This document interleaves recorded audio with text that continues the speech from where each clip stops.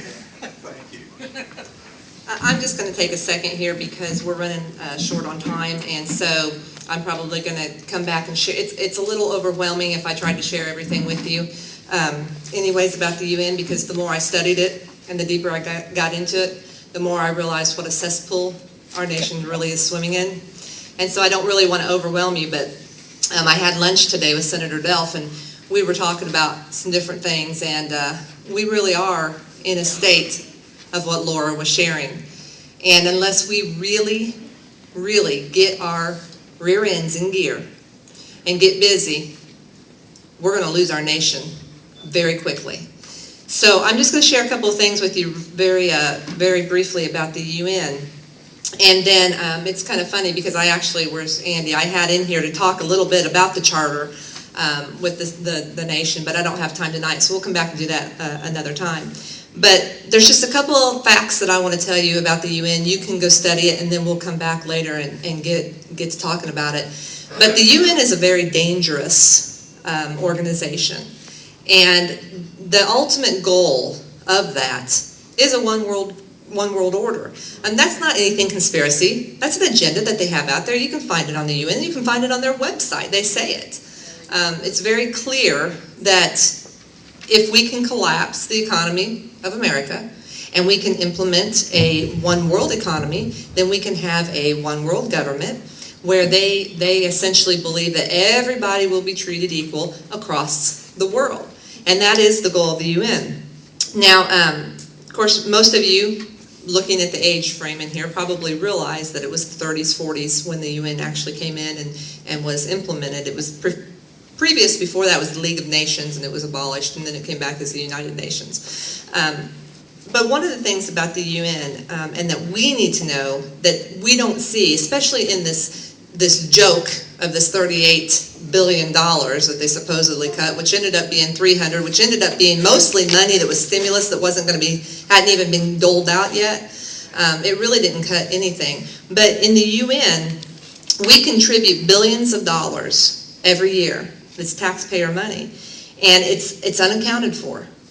It's unaccounted for. This money is going to the UN, and it's unaccounted for, and it's coming from the U.S. And I had a percentage on here. Here, taxpayers are paying 25% of the UN budget, plus 31% of the UN special agency budgets. That is a lot of money that is not being accounted for. A couple other things. The UN has what's called a Convention on the Rights of Children. And I gave a video to Laura tonight, and I'm going to share that if somebody wants to borrow that and watch it. It's very credible. I've met several of the people that actually did that documentary. But what that essentially is going to set up for our nation the ability for the UN to come in and tell us how to raise our children, and it essentially does that. And if anybody knows anything about Marxism or communism, they start with the youth. That is their goal. They train up the youth to believe these lies, and that is how they ultimately take over a government. So they are very, very, very fast advancing on this. The UN was actually formed by 16 key U.S. officials in the United States government. It's very interesting if you go back and really study the history of this, where it came from, because a lot of people, and I've asked people, and they'll think that, oh, it was the other nations and they came together and they just wanted world peace. This was created by our own government. This was created by our own government. It's in black and white. The Senate Internal Security Subcommittee reported on that on July 30th of 1953. In that report, those 16 U.S. Elected officials, I don't know if they're necessarily elected, scratch that, they may have been appointed for all we know, but they confirmed in a sworn testimony that they were secret communists. That's very important for us to know. So I'm not going to go into a lot of detail on this tonight. I want you to understand that right now we have a force working against us in the United Nations, and Andy touched on it a little bit with the Libya war and some of these other wars that they're doing that are unconstitutional, that are under the War Powers Act and different things, and spreading out and putting our footprint across the entire world. What the ultimate goal is for the United States to be the world police. And I'm telling you right now, we can't afford that. Because for the United States to be the world police means that we're going to be slaves, because somebody's going to pay that.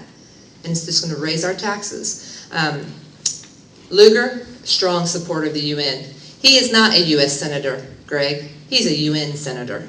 That's who he's working for. That's his goal. So we have got to, people listen, we have got to get engaged. You got to get to your grandchildren. You got to get to your children. You got to get to the neighbors' kids. You got to get everywhere you can and get some young people involved and get your family and everybody involved in this. This is a very serious state that we're in right now.